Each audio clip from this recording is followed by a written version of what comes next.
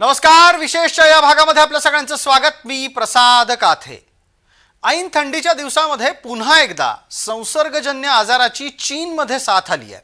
या आजाराचं लघुरूप म्हणजे शॉर्ट फॉर्म आहे HMPV. कोरोना संसर्गाच्या आठवणी आजही ताज्या असताना या विषाणूच्या संसर्गाची भीती तुम्हाला वाटू शकते, पण घाबरण्याचं कारण नाही, काळजी मात्र घ्यायला हवी. HMPV व्हायरसबद्दल ना दोन इंटरेस्टिंग गोष्टी सांगायच्या राहूनच गेल्या.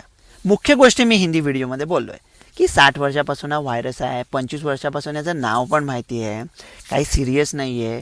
खूप वय ज्यांचं कमी आहे किंवा खूप जास्ती आहे त्यांच्यामध्ये कधी कधी प्रॉब्लेम करतो, ब्रॉन्कायटिस, न्यूमोनिया वगैरे हॉस्पिटलमध्ये पाठवू शकतो. याची काही व्हॅक्सिन नाही, याची काही ट्रीटमेंट नाही, सगळं सिम्प्टोमॅटिक आणि सपोर्टिव्ह आहे. हा जगाला ऑलरेडी माहिती आहे, त्याच्यामुळे सिरियस डिसीजच्या अगेन्स्ट हर्ड इम्युनिटी ऑलरेडी आहे.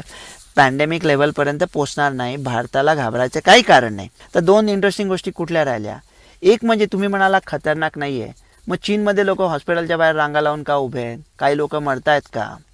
तर मग तुम्ही म्हणाल डॉक्टर गोडसे की हा जर का व्हायरस खूप पसरला चायनामध्ये, आता मामूली आहे तो, पसरत असताना बदलला आणि म्युटेट होऊन खतरनाक झाला आणि भारतात आला, तर मग काय करायचं? एवढ्या सगळ्यांची काळजी करत बसलात तर जगणार कधी? आणि चायना हे काळजी करत बसून त्याने ते केलं म्हणून तर त्या लोकांची इम्युनिटी कमी झाली ना.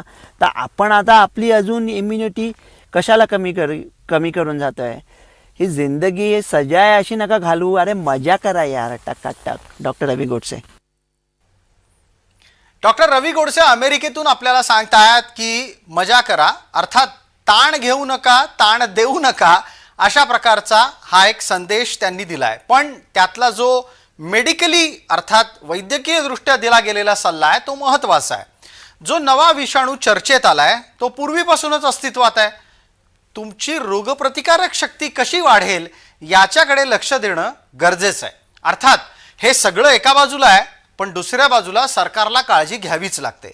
आपल्या सगळ्यांनाच आठवतंय आणि लक्षातही असेल की जानेवारीच्या जवळपास दुसऱ्या आठवड्यामध्ये उत्तर प्रदेशातल्या प्रयागराज इथं महाकुंभ भरणार आहे आणि त्यामुळे या महाकुंभ मेळाव्यात होणाऱ्या गर्दीच्या दरम्यान HMPVचं संक्रमण होऊ नये याच्यासाठी आवश्यक ती सगळी काळजी घेतली जाती आहे. कुंभमेळ्यातील महंतांनी याबाबत काळजी घ्या अशी विनंती पंतप्रधान नरेंद्र मोदी यांना एक पत्र लिहून केली आहे. त्याच्या अनुसार कुंभमेळ्यात येणाऱ्या पर्यटकांवर लक्ष ठेवलं जाणार आहेच. शिवाय जर समजा चीनमधून एखादा कोणी पर्यटक इथं येणार असेल तर त्याला प्रतिबंधित करण्यात आलंय. म्हणजे थोडक्यात काय तर चीनमधला कोणीही महाकुंभ मेळाव्यामध्ये पाहणी करण्यासाठी, अभ्यास करण्यासाठी, स्नानासाठी येऊ शकणार नाही.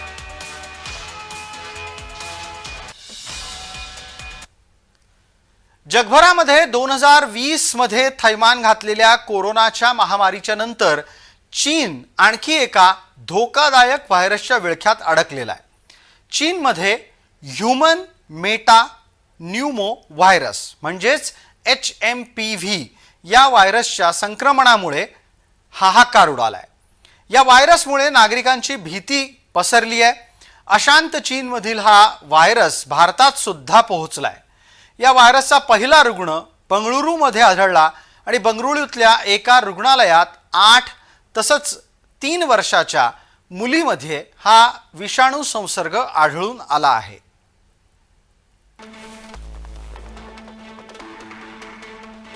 हा व्हायरस नक्की काय आहे, म्हणजे हा विषाणू काय आहे ते आपण आता पाहतो आहोत. ह्युमन मेटा न्यूमो व्हायरस असं त्याचं नाव आहे. 2001 मध्ये डच संशोधकांनी त्याचा शोध लावला. हा विषाणू प्रामुख्याने श्वसन संक्रमणाला कारणीभूत ठरतो. खोकल्यामुळे किंवा शिंकण्यामुळे हा विषाणू पसरतो. संक्रमित लोकांच्या संपर्कात आल्यानं सुद्धा ते संक्रमण वेगानं वाढू शकतं. संसर्गाचा कालावधी साधारण 3 ते 5 दिवसांचा असतो.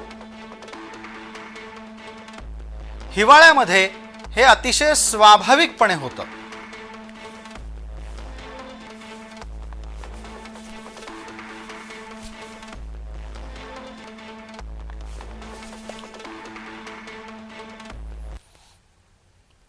संसर्ग, आहार आणि त्याचबरोबर त्याच्या संदर्भातले परिणाम याची चर्चा सगळ्याच ठिकाणी होत असताना भारतात या विषाणू संक्रमणाच्या निमित्तानं संभ्रमावस्था आहे. ती संभ्रमावस्था कशी दूर करायची ते सांगतायत तज्ज्ञ मंडळी. हा आजार करोनासारखा डेंजरस आजार नाही. जरी चीनमध्ये याच्या केसेस वाढत असल्या तरी किती वाढल्यात त्यांच्याकडून जी इन्फॉर्मेशन आपल्याकडे येते ती क्लिअर नसते. पण हा आजारच्या केसेस म्हणजे ह्युमन मेटान्युमो व्हायरस हा रेस्पिरेटरी सिन्सिशियल व्हायरसच्या फॅमिलीमधला व्हायरस आहे. जसं कोविड-19 हा करोना व्हायरस फॅमिलीमधला व्हायरस होता, त्याला आम्ही RSV फॅमिली म्हणतो. या फॅमिलीचे व्हायरसेस लहान मुलांमध्ये सर्दी, खोकला, तापच्या केसेस करतात. हे मागच्या 20 वर्षापासून करतात, आपल्याला माहिती आहे. तर या नवीन विषाणू संसर्गाच्या बाबतीमध्ये काळजीचं कारण नसलं तरी पण सरकार गंभीर आहे आणि आरोग्य यंत्रणांनी सतर्क राहावं, नागरिकांनी घाबरू नये पण काळजी घ्यावी अशी अपेक्षा मंत्री प्रकाश आंबेडकर यांनी व्यक्त केली आहे. माझी राज्यातल्या सर्व नागरिकांना विनंती इतकीच आहे की कोणत्याही अफवांवरती, सोशल मीडियावरच्या योग्य अयोग्य बातम्यांवरती विश्वास न ठेवता या राज्याचा आरोग्य विभाग अत्यंत सक्षम आहे. कोरोना सारख्या अत्यंत गंभीर अशा पद्धतीच्या आजाराला सुद्धा आपण सगळ्यांनी त्याच विभागाच्या सहकार्यानं परतवून लावलंय. त्यामुळे कुठल्याही अफवांवरती विश्वास न ठेवता फक्त आवश्यक ती उपाययोजना करण्याबद्दल ज्या आरोग्य विभागाच्या सूचना आहेत त्याचं पालन करा आणि आपण अतिशय काळजी स्वतःची घ्या.